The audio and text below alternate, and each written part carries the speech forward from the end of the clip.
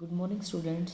आज हम करेंगे क्लास 11 चैप्टर 7 परीक्षण मापन और मूल्यांकन।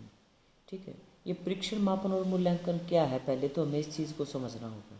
ठीक है, हम कोई भी गेम करते हैं तो उसके लिए हमारा जो परीक्षण किया जाता है कि हम इस गेम के लिए सूटेबल हैं या नहीं, हमारी बॉडी इस गेम के लिए सूटेबल है या नहीं, उसी से संबंधित इस क्वेश्चन में हम सारा कुछ पढ़ेंगे। ठीक है, जैसे अब देख लो, हमारी बॉडी टाइप अलग अलग होती है सबकी। किसी की हाइट कम है और शरीर थोड़ा सा चौड़ा है तो उसे हम बोलेंगे कि आप वेट लिफ्टिंग कर सकते हो। ठीक है, किसी की हाइट अच्छी है और शरीर पतला है तो उसे हम बोल सकते हैं कि आप बास्केटबॉल वॉलीबॉल कर सकते हो।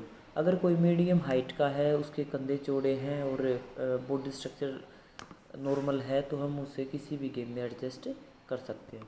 इसी तरह से हम उनके कुछ गेम से संबंधित कुछ स्पेसिफिक टेस्ट करते हैं, जिससे हम एग्जैक्ट ये पता लगा सकते हैं कि जो इवेंट वो बच्चा करने में इंटरेस्टेड है, क्या वो सच में उसमें आगे चल के कामयाब हो सकता है या नहीं हो सकता है। ठीक है, इसलिए हमें इस चैप्टर को बड़े ध्यान से करना है, जिससे हमें ये पता लग सके कि कौन सा बच्चा गेम के लिए सूटेबल है और कौन सा नहीं है। हम इसमें आगे चल के इस बारे में चर्चा करेंगे। ठीक है, इसमें जैसे इधर रखा है शरीर भार सूचकांक, बीएमआई और बेस्ट हिप WHR अनुपात की गणना। ये बीएमआई क्या होता है? ये होता है बॉडी मास इंडेक्स से। जैसे आप कोई भी बच्चा है, उसका हमें ये पता लगाना है कि ये जो इसका बॉडी वेट है, ये इसकी हाइट के अकॉर्डिंग सही है या कम है या ज़्यादा है। तो उसके लिए हमें एक सूत्र दिया गया है, भार बटे ऊंचाई गुणा ऊंचाई, जो बीएमआई का सूत्र है। हम उसे अप्लाई करके उसका एग्जैक्ट वेट पता लगा सकते हैं कि भाई वो कौन सी वेट कैटेगरी में आ रहा है। ठीक है, वो ओबेसिटी का शिकार है या वो ओवर वेट है, या फिर ये कहें कि वो नॉर्मल वेट में है या अंडर वेट है। ठीक है, या उसका वेट एवरेज से कम है। इससे हमें बच्चे की सारी चीज़ें पता लगा सकेंगे। जैसे अलग अलग बच्चों की अलग अलग बॉडी टाइप होती है, जिससे हम उनका कौन सा गेम करवाना है ये डिसाइड करवा पाएंगे। जैसे एंडोमॉर्फी है, एंडोमॉर्फी में क्या होता है, बच्चे की हाइट कम होती है, उसकी शरीर थोड़ा सा चौड़ा होता है, तो उसके लिए हम वेट लिफ्टिंग करवाएंगे। ठीक है, या उसे लॉन्ग रेसर भी बना सकते हैं हम, जिसमें वो अच्छा कामयाब रहे। हाँ, अब आपके दिमाग में एक विचार उठा होगा यहाँ पे कि छोटी हाइट वाले को वेट लिफ्टिंग में क्यों डालेंगे, बड़ी हाइट वाले को क्यों नहीं डालेंगे। वो इसलिए भाई, जैसे छोटी हाइट वाला है तो उसे कम ऊंचाई तक वेट को उठाना होगा। ठीक है, और जिससे वो अच्छा परफॉर्म कर पाएगा, उसे कम नीचे झुकना होगा, जिससे वो अच्छा परफॉर्म कर पाएगा।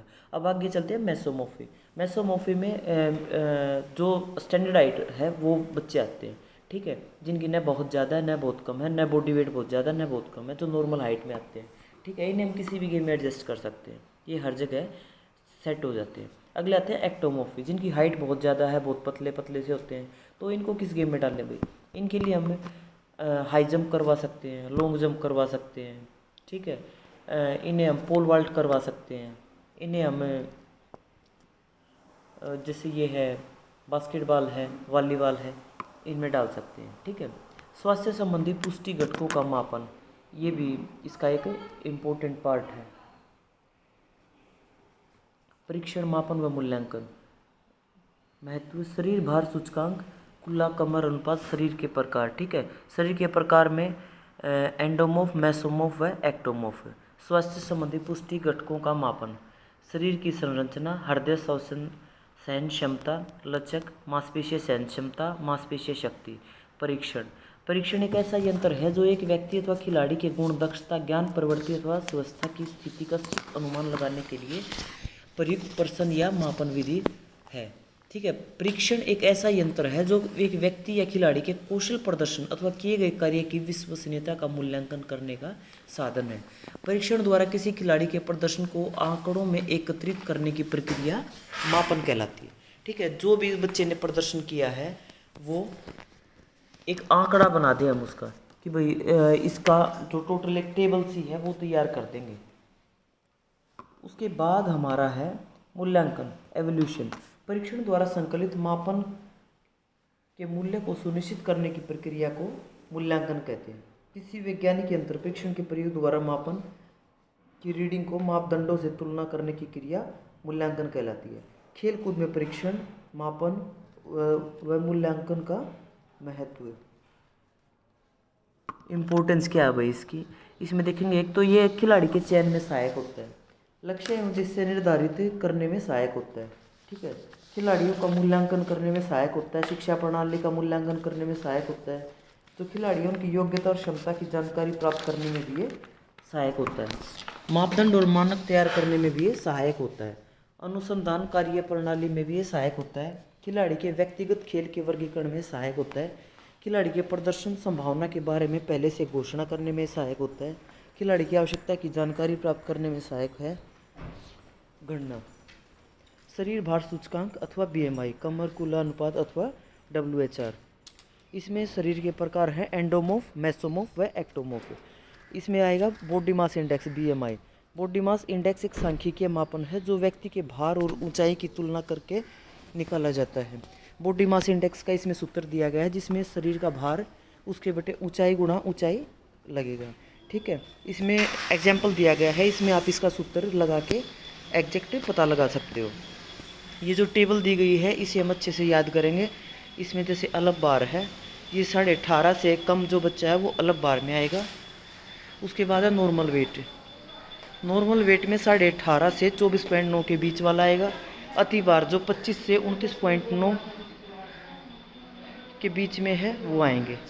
स्थूलापूर्ण मतलब जो ओबेसिटी के शिकार हैं वो 30 से 34.9 के बीच वाले आएंगे, और जो ओबेसिटी 2 है वो 35 से 39.9 के बीच आएंगे, और जो 40 से ऊपर चला गया जिनका BMI वो अति भार में इंक्लूड होंगे। फिर ये शरीर के प्रकार हैं एंडोमॉर्फ, मेसोमॉर्फ और एक्टोमॉर्फ, जो हम स्टार्टिंग में कर चुके हैं। स्वास्थ्य संबंधी पुष्टि घटक हैं शरीर संरचना, हृदय श्वसन सहन क्षमता, मांसपेशीय सहन क्षमता, लचक व मांसपेशीय शक्ति। शरीर संरचना या संयोजन, शरीर की संरचना का अर्थ शरीर में भार में वसा मुक्त मात्रा से है। एक जाना पहचाना तथ्य है कि शरीर के कुल भार में शरीर की वसा का उच्च प्रतिशत हानिकारक होता है तथा यह स्थूलता की ओर अग्रसर करता है। स्वास्थ्य की दृष्टि से जो युवा पुरुष हैं व स्त्रियां हैं उनके लिए शरीर की वसा की सामान्य प्रतिशत कम 15 और 25 से अधिक नहीं होनी चाहिए। व्यक्तियों द्वारा जो शरीर की संरचना है उसे मापने के लिए जो विधियां हैं जैसे पानी के अंदर भार मापना, स्किन फोल्ड, एंथ्रोमेप्टीज मापन आदि विधियां प्रयोग में लाई जाती हैं। इसका अर्थ यह है कि स्वास्थ्य संबंधी पुष्टि के लिए एक व्यक्ति को आदर्श शरीर भार व वसा प्रतिशत रखना चाहिए। स्किन फोल्ड कैलिपर है, उससे हमें बॉडी का फैट पता लगाते हैं, उसे शरीर में किसी जगह लगा दिया जाता है, उससे फिर उसकी ओबेसिटी का पता लगाया जाता है। हृदय श्वसन सहन क्षमता, ये एक व्यक्ति की वह योग्यता है जो कि किसी कार्य जो उच्च तीव्रता पर अधिक समय तक जारी रखने में सक्षम हो। इसके अंतर्गत जो हृदय है, फेफड़े हैं, रक्त पेशियां हैं, उनके द्वारा ऑक्सीजन युक्त रक्त की अधिक मात्रा की आवश्यकता होती है। हृदय श्वसन सहन क्षमता का मापन विभिन्न प्रकार की दौड़ें हैं जैसे तैराकी प्रतियोगिता और एरोबिक क्रियाओं के माध्यम से किया जा सकता है। एक व्यक्ति को ये क्रियाएं अधिकतम 20 मिनट तक लगातार जारी रखनी चाहिए अथवा अपनी हृदय दर की क्षमता अनुसार करनी चाहिए। मांसपेशीय सहन क्षमता, जो हमारी मसल्स है उनकी सहन क्षमता को चेक करने के लिए हम सीटअप्स, पुलअप्स वगैरह करवा सकते हैं। फ्लेक्सिबिलिटी है, फ्लेक्सिबिलिटी के लिए हम जो स्ट्रेचिंग से रिलेटेड एक्सरसाइज हैं वो देंगे।